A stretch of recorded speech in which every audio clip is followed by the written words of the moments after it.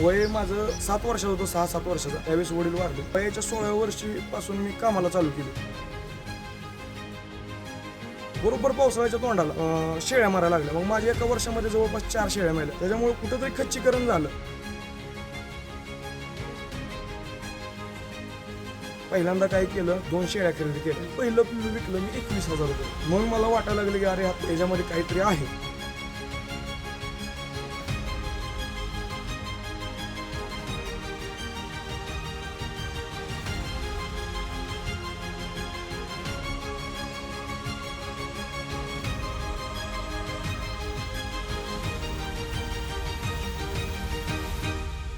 नमस्कार, मी रोहित महादेव गुंड पाटील. तर मुक्काम पोस्ट आष्टी, तालुका मोहोळ, जिल्हा सोलापूर. तर पेशानं मी शेतकरीच म्हणलं तर चालेल.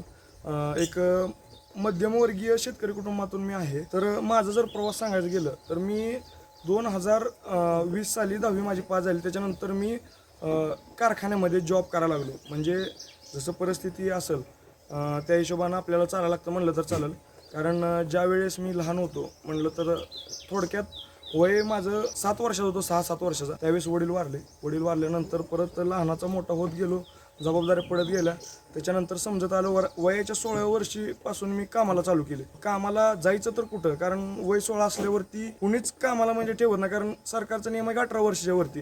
तर मग मी हळूहळू असंच थोडं म्हणतात आपल्या गाव खेडे पातळीवर वशिला लावून असंच आमच्या इथंच एक 3-4 किलोमीटरवरती कारखाना आहे. कारखान्यात कामाला जायला चालू केलं. मग कारखान्यात कामाला जायला चालू केल्यानंतर वय 18 झाल्यानंतर परत मी हळूहळू हंगामी म्हणतात थोडक्यात आमच्या इथं हंगामी झालो. त्याच्यानंतर मग म्हटलं आता जॉब तर किती दिवस करायचा. म्हणजे कारखान्यामध्ये पहिल्यांदा 7,500पासून ते 13,000पर्यंत प्रवास केला. त्याच्यानंतर ज्यावेळेस 18 कंप्लीट झालं, चांगला अनुभव आला, 18,000 रुपये पेमेंट झालं. मग म्हटलं आता पेमेंटवरती म्हणजे कारखान्याच्या ह्याच्यावरती किती दिवस जगायचं किंवा जॉब किती दिवस करायचं, काहीतरी लाईफ चेंज करायची म्हणलं की आता जे काय मिडल क्लास फॅमिलीमधलं जे एक मुलगा असू द्या त्याच्यावरती जबाबदारी असते. तर काहीतरी नवीन काय करायचं म्हणल्यावर पहिल्या लहानपणीपासून बघतोय की आजोबा जे होते माझे आजोबा माझे भरपूर लाड करायचे. तर त्यावेळेस शेळ्या असायच्या आमच्या आजोबांकडे. मग त्याच्यावरती आजोबा काय करायचे, गडी वगैरे ठेवायचे किंवा स्वतः पण चरायला न्यायचे. मग त्यावेळेस आवड लागली होती शेळ्यांची. त्याच्यानंतर मीही मग शेळ्या केल्या. शेळ्या माझ्या लहान जवळपास गावरान केल्या पहिल्यांदा. मग गावरान केल्या, पण त्यावेळेस आपलं काय म्हणतात नॉलेज जास्त नव्हतं. नॉलेज म्हणायचं म्हणलं तर पारंपरिकरित्या शेळीपालन केलं. जे काय आहे ते गावरान शेळीपालन केलं. मग एक वर्षाचं व्यवस्थित चाललं. दुसऱ्या वर्षी काय व्हायला लागलं की बरोबर पावसाळ्याच्या तोंडाला शेळ्या मारायला लागल्या. मग माझ्या एका वर्षामध्ये जवळपास 4 शेळ्या मेल्या. त्याच्यामुळे कुठंतरी खच्चीकरण झालं. मग मनामध्ये जरा थोडंसं चिडचिडपणा झाला की शेळ्या मारायला लागलेत. मग परत शेळ्या बंद करून टाकल्या गावरान पण. मग त्याच्यानंतर 2 वर्ष परत आणखी कारखान्यामध्ये जॉब केला की परत जॉब करत त्याच्यानंतर उस्मानाबादी शेळीपालन ऐकलं. उस्मानाबादी पण 1-2 शेळ्या आणल्या. तिथून हळूहळू वाढवलं की परत कळलं की लसीकरण करायला लागतं. मग जे काय आपलं ETT असू द्या, FMD असू द्या, PPR हे लसीकरण करत राहिलो. त्याच्यानंतर मरतूक बऱ्यापैकी कमी आली. मग त्याच्यानंतर काय केलं, त्याच्यानंतर एक मित्र होता माझा क्लासमेटच, त्याला बिटलचा नाद होता. म्हणजे बिटल शेळीपालन त्याच्याकडे पहिल्यापासूनच होतं. मग बिटल शेळीपालन असल्यामुळं मग मला पण हळूहळू आवड लागली. मग मी बघितलं की हे तर 30,000 रुपयाला 4 महिन्याची 5 महिन्याची पाड विकतोय. पण आपण 4-5 महिन्याची पिल्लं 10,000 आणि 12,000 रुपयाला, 8,000ला 10,000ला विकतोय. मग असं झाल्यानंतर माझ्या डोक्यात आलं की आपण पण बिटलकडे वळायला पाहिजे. मग पहिल्यांदा काय केलं, 1-2 शेळ्या खरेदी केल्या. आता काय म्हणतात पहिल्याच घासाला खडा लागला. शेळ्या गाभण म्हणून घेतल्या पण खाली लागल्या. तिथं पण खच्चीकरण झालं. परत म्हटलं की आपण काय म्हणतात ते आता आपल्या म्हणेत आगीतनं उठणं आणि फुफुडात आदळणं असं झालं.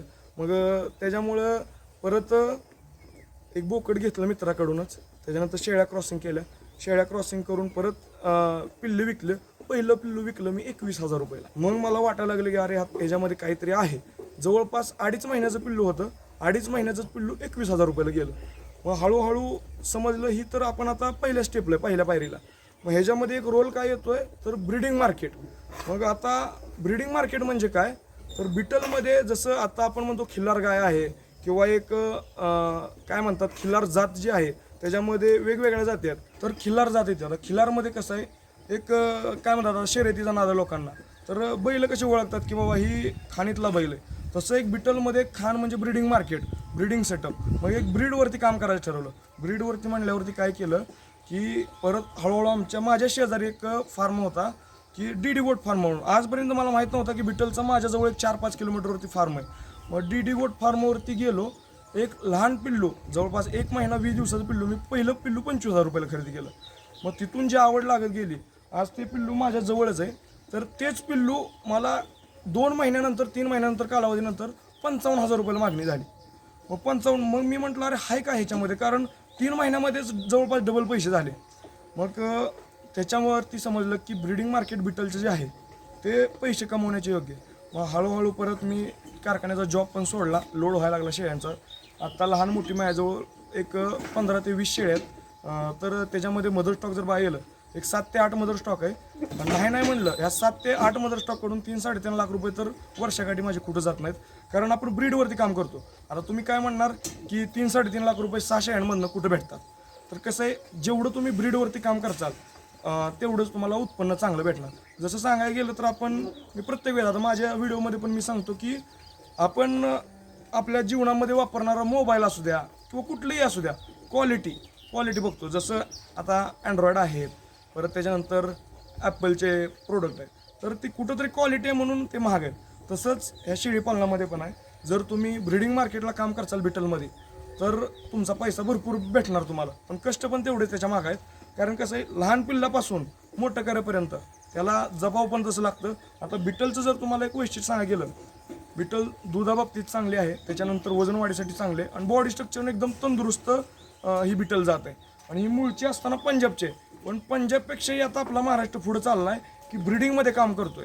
आता मी जसं फिरतोय पंजाबमध्ये पण मी ती दौरे केलेले आहेत, तर पंजाबमध्ये जेवढं क्वालिटी आहे त्याच्यापेक्षा 1.5 म्हणलं तर चाललं आपल्या महाराष्ट्रामध्ये क्वालिटी लोकांनी डेव्हलप केलेली आहे. त्याच्यामुळे एवढं सांगेन की ब्रीडिंग सेटअपवर काम करा. आणि तुम्ही जर सॅम्पलसाठी बघायचं असेल तर तुम्ही एक बिटलचं बोकड घ्या. किती कसलंही क्वालिटी म्हणत नाही, फक्त बिटल प्युअर बिटल असलं पाहिजे. आणि ते तुम्ही उस्मानाबादी गावरान शेळीला क्रॉस करून बघा, तुम्हाला 100% रिझल्ट भेटणार. तुमचं जे गावरान पिल्लू 1.5 किलो 2 किलोचं पिडतंय, 1.5 किलो 2 किलोचं जे वजन पडतंय जलमतात, ते तुम्हाला 2.5 किलो 3 किलोपर्यंत 3.5 किलोपर्यंत पिल्लू पाडणार. आता बिटलचं जलमतात पिल्लू जे आहे ते जवळपास 4.5 किलोपासून 7 किलोपर्यंत पिल्लू पडतं. मग ते शेळीच्या बॉडी स्ट्रक्चरवरती आणि तिच्या पोसण्यावरती डिपेंड. मग असं राहतं. आणि महिन्याला आपण सांभाळण्यावरती, महिन्याला बिटलचं वजन जे आहे 10 ते 12 किलो आरामात वाढतं, 15 किलोपर्यंत वाढतं. पण त्याला तसं पोसावं पण लागतं. जसं आपण म्हणतो हाताच्या पोडासारखं जपावं लागतं, तसं पिल्लांना ते जपावं लागतं. आणि मरतूक जी आहे ती बऱ्यापैकी बिटलमध्ये कमी आहे, फक्त लक्ष दिलं पाहिजे. पहिले 1 ते 2 आठवडे काळजी घ्यावी लागते. बिटलला दूध जास्त असतं. बिटलला दूध जास्त असल्यामुळे पिल्लाला समजत नाही दूध किती प्यायचं. त्याच्यामुळे पिल्लू जे आहे ॲसिडोसिस असू द्या ह्याच्यावरती जातं. मग त्याला जुलाब लागणं किंवा दूध न पिणं, पोटामध्ये त्याच्यात बॅक्टेरियल इन्फेक्शन होणं, हे प्रकार थोडेसे घडतात. मी जे काय आहे ते रिअल सांगतो, कारण माझ्यासोबत जे अनुभव घडलेत मी माझ्या गुंड पाटील गोट फार्म या यूट्यूब चॅनलवरती, इंस्टाग्राम अकाउंटवरती शेअर करत असतो कंटिन्यू. कारण शेतकरी लोकांना ही बिटल जात जी आहे ती खूप फायदेशीर आहे. आणि जर तुम्ही व्यवस्थित लक्ष दिलं तर 100% ह्याच्यामध्ये फायदा आहे.